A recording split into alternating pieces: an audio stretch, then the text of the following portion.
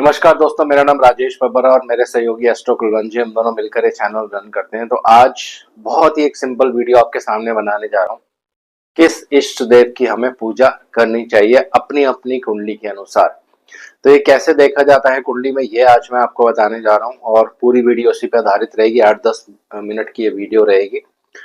तो वीडियो आरंभ करने से पहले भगवान गणेश जी और भगवान शनिदेव से आराधना करूंगा, सबके घर में सुख और शांति बनाए रखें। तो आइए वीडियो आरंभ करते हैं। स्क्रीन पे आप तो बोर्ड पे आप देख रहे हैं कुंडली मैंने बनाई है। तो पहले मैं आपको कुछ बेसिक्स बता देता हूं जो समझना बहुत जरूरी है। तो आपको क्या करना है, अपनी कुंडली ओपन करनी है और देखना है बृहस्पति किस भाव में विराजमान है। तो मैंने उदाहरण लिया है, मैंने बृहस्पति जी को लगन में लिखा है, लेकिन अपनी अपनी कुंडली में आप देख सकते हैं, आपके यहाँ भी हो सकते हैं, यहाँ भी हो सकते हैं, यहाँ कहीं भी किसी भी भाव में बृहस्पति हो सकते हैं।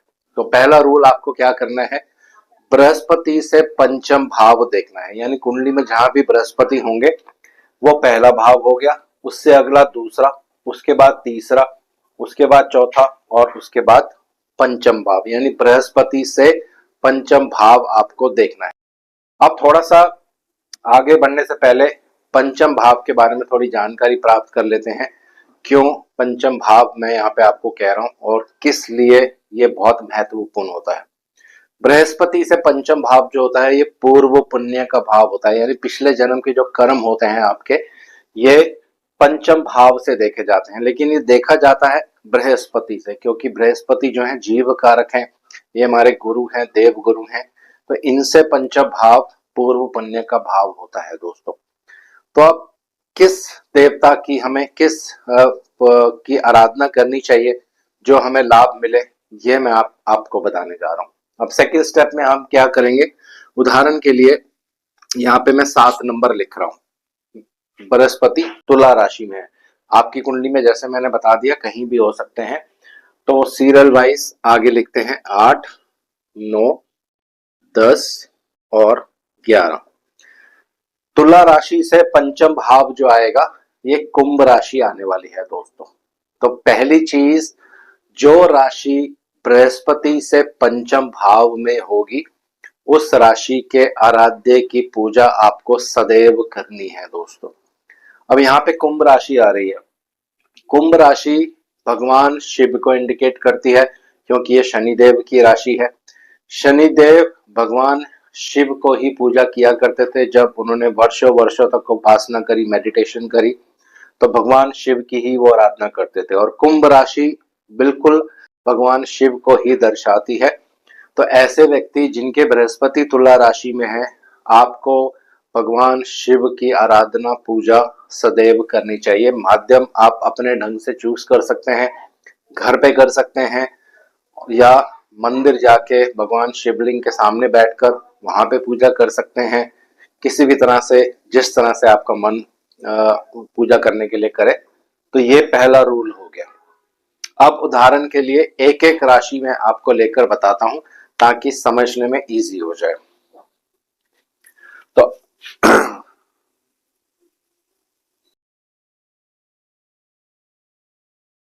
तो मैं शुरू करने जा रहा हूं मेष राशि से। अगर आपके बृहस्पति देव मेष राशि में हैं कुंडली में, भाव कोई भी हो सकता है, मैं फिर से बहुत क्लियर बता रहा हूं। तो मेष से जो पंचम भाव होगा, यानी बृहस्पति जिस भाव में होंगे उससे पंचम भाव होगा 5 नंबर साइन। 5 नंबर साइन जो होता है ये भगवान सूर्य देव को इंडिकेट करता है। तो यहाँ पे जिन भी लोगों के बृहस्पति मेष राशि में है उनको सदैव भगवान सूर्य की आराधना करनी चाहिए। भगवान सूर्य के 12 नाम होते हैं, इनका पाठ नित्य आपको जरूर जरूर करना चाहिए। अगर आप सुबह उठकर सूर्य को जल नहीं दे पाते हैं किसी कारणवश, तो जिस समय आप अपनी पूजा करते हैं घर पे, तो उस समय भगवान सूर्य के 12 नाम जरूर एक बार एटलीस्ट जरूर पढ़िए। तो जिन लोगों के भी ये कॉम्बिनेशन है। अब दूसरा कॉम्बिनेशन ले रहा हूं। इसके बाद मैं आपको ये भी बताऊंगा कि अगर बृहस्पति से पंचम भाव में कोई ग्रह भी बैठा है तो उसको भी किस तरह से आपको सम्मिलित करना है पूजा में, वो सेकंड स्टेप में आपको मैं बताऊंगा। तो यहाँ पे लिखता हूं मैं, अगर आपके बृहस्पति 2 नंबर में है तो यहाँ पे आएगा 6 नंबर, 3 4 5 6, सिंपल तरीके से। 6 नंबर साइन जो होता है ये भगवान विष्णु जी को इंडिकेट करता है। तो ऐसे व्यक्तियों को जिनके बृहस्पति 2 नंबर में है, भगवान विष्णु की सदैव आपको पूजा करनी चाहिए, अर्चना करनी चाहिए। और जो लोग बीमार हो उनकी सदैव आपको मदद करनी चाहिए दोस्तों। तीसरा, अगर आपके बृहस्पति देव मिथुन राशि में है तो यहाँ पे आएगा 7 नंबर, 4 5 6 7। तुला राशि, तुला राशि जो होती है ये महालक्ष्मी जी को इंडिकेट करती है। तो सदैव महालक्ष्मी जी की पूजा अर्चना करनी चाहिए। और महालक्ष्मी जी की पूजा अर्चना करने के बाद विष्णु जी के चरणों में फूल भी आपको अर्पित करने चाहिए दोस्तों। तो ये बहुत ही महत्वपूर्ण है। अब बात करते हैं, अगर आपका कर्क लगन है तो 5 6 7 8, 8 नंबर साइन जो होता है ये मंगल देव का साइन है, भगवान हनुमान जी का साइन है। तो ऐसे जो जातक हैं सदैव उनको हनुमान जी की पूजा अर्चना करनी चाहिए। और मंगलवार को गरीब लोगों की मदद भी अवश्य करनी चाहिए दोस्तों। जो लोग बीमार हैं उनकी भी आप मदद करेंगे तो उससे भी आपको लाभ मिलेगा। अब बात करते हैं, बृहस्पति देव अगर सिंह राशि में है तो यहाँ पे 6 7 8 9, यहाँ पे धनु राशि आने वाली है। ये बृहस्पति जी की स्वयं की अपनी ही राशि है। तो किसी गुरु की पूजा करना, किसी गुरु का आदर सत्कार करना या भगवान विष्णु की भी पूजा आप यहाँ पे कर सकते हैं। दोनों ही चीजों में आपको बेनिफिट मिलेगा। लेकिन किसी गुरु की अगर आप आराधना करेंगे तो आपको सदैव बहुत लाभ मिलने वाला है। तो अपने अपने रिलीजन के अनुसार आप अपने अपने जो आदरणीय गुरु हैं उनकी पूजा कर सकते हैं। अगर यहाँ 6 नंबर होगा तो 7 8 9 10, यहाँ पे 10 नंबर आएगा। 10 नंबर जो है ये भगवान शनिदेव का साइन है। तो 11 नंबर भी शनिदेव का साइन होता है, वहां पे भगवान शिव की पूजा की जाती है। लेकिन जब मकर राशि यहाँ पे आती है तो ब्रह्मा जी की पूजा करनी पड़ती है। लेकिन हिंदू ज्योतिष के हिसाब से या हिंदू माइथोलॉजी के हिसाब से ब्रह्मा जी की पूजा नहीं की जाती है। इसके पीछे बहुत लंबा सा एक विधि और विधान है। तो इसके लिए आप क्या करेंगे, भगवान विष्णु जी की पूजा करेंगे, क्योंकि विष्णु जी की नाभि से ही ब्रह्मा जी की उत्पत्ति हुई थी। तो भगवान विष्णु जी की पूजा आपको जरूर करनी है अगर आपके 10 नंबर राशि यहाँ पे है। 7 नंबर मैंने वीडियो के स्टार्टिंग में आपको एक एग्जाम्पल के तौर पे बता दिया था। अगर आपका यहाँ पे 8 नंबर है, 9 10 11 12, यहाँ पे आता है 12 नंबर। अगर 12 नंबर आपके पंचम भाव में आ रहा है तो सदैव भगवान विष्णु जी के चरणों पे आपको फूल अर्पित करने हैं और उनकी पूजा अर्चना रेगुलर बेसिस पर करनी है। उसके बाद धनु, अगर यहाँ पे 9 नंबर राशि आएगी, 10 11 12 1, तो 1 नंबर साइन जो होता है ये भगवान मंगल देव का साइन है। तो यहाँ पे भगवान कार्तिकेय जी की पूजा आपको करनी पड़ेगी। जिनका भी पंचम भाव में मेष राशि आएगी तो भगवान कार्तिकेय जी की पूजा आपको अवश्य करनी है।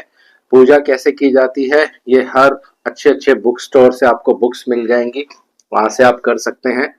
अब अगर यहाँ पे 10 नंबर राशि है तो 11 12 1 2, 2 नंबर राशि जो होती है ये माँ पार्वती जी इनकी राशि है। तो यहाँ पर आपको माँ पार्वती जी की पूजा और माता लक्ष्मी जी की पूजा कंबाइंड रूप से करनी है दोस्तों। उसके बाद अगर आपके जुपिटर कुंभ राशि में है तो यहाँ पे आएगा 12 1 2 3। 3 नंबर राशि जो होती है ये गणेश जी को इंडिकेट करती है। तो गणेश जी और भगवान विष्णु दोनों की यहाँ पे आपको कंबाइंड पूजा करनी है दोस्तों। उसके बाद लास्ट जो राशि है 12 नंबर, तो 12 1 2 3 4, 4 नंबर साइन जो होता है ये भी माँ पार्वती जी को इंडिकेट करता है। तो माँ पार्वती जी की सदैव आपको यहाँ पे पूजा अर्चना करनी चाहिए। ये करने से आपका कुंडली का जो बृहस्पति से पंचम भाव होगा ये बहुत ही स्ट्रांग होगा। जो पूर्व पुण्य में या पास्ट कर्मा के जो बुरे प्रभाव होंगे कुंडली में उनसे आपको बहुत ज्यादा राहत मिलने वाली है। अब ये एक विधि हो गई सिंपल। अब इसको और आगे लेके चलते हैं सेकंड पार्ट में। यहाँ पे कोई राशि भी है और ग्रह भी है, तो फिर आपको दोनों की कंबाइंड पूजा करनी पड़ेगी। उदाहरण के लिए यहाँ पे कुंभ राशि है और यहाँ राहु देव विराजमान है, तो राहु देव की भी पूजा आपको साथ साथ करनी है और कुंभ राशि भगवान शिव की भी पूजा करनी है। तो राहु देव के लिए काल भैरव की पूजा कर सकते हैं, माँ सरस्वती जी की पूजा कर सकते हैं, जिससे आपके कुंडली के पंचम भाव में जो भी ग्रह बैठे हों इनकी पूजा अर्चना आपको जरूर करनी चाहिए। कई बार बहुत से केसेस में आप देखोगे बृहस्पति से पंचम भाव में बहुत सारे ग्रह बैठे होंगे, दो भी ग्रह हो सकते हैं, तीन भी ग्रह हो सकते हैं। तो इस केस में हमें क्या करना है, एक सिंपल तरीका मैं बता रहा हूं। आपको क्या करना है, जिस भी ग्रह की सबसे ज्यादा अंश होंगे, मान लीजिए यहाँ पे तीन ग्रह बैठे हैं और उदाहरण ले लेते हैं कि मंगल, राहु और शनि, ये तीन ग्रह आपके बृहस्पति से पंचम भाव में बैठे हैं। तो जिस ग्रह के अंश सबसे ज्यादा होंगे उस ग्रह के आराध्य की पूजा और राशि राशि स्वामी की पूजा आपको जरूर करनी है दोस्तों। तो ये बहुत ही अच्छी एक विधि है। बहुत कंफ्यूजन रहती है हमारे मन में कि किस इष्ट देव की हमें पूजा करनी चाहिए अपने कुंडली के हिसाब से, या किस आराध्य की हमें पूजा करनी चाहिए अपनी कुंडली के हिसाब से, जिससे हमें लाभ मिले और जो पिछले जन्म के हमारे पूर्व पुण्य जो कर्म है वहां पे आपको हेल्प मिलेगी दोस्तों। तो ये एक सिंपल वीडियो है किस ग्रह की आपको पूजा करनी चाहिए। तो आज इस वीडियो को यहीं विराम दे रहा हूँ। आशा करता हूँ सब कुशल मंगल होंगे। भगवान शनिदेव से आराधना करूंगा सबके घर में सुख और शांति बनाए रखें। जय शनिदेव।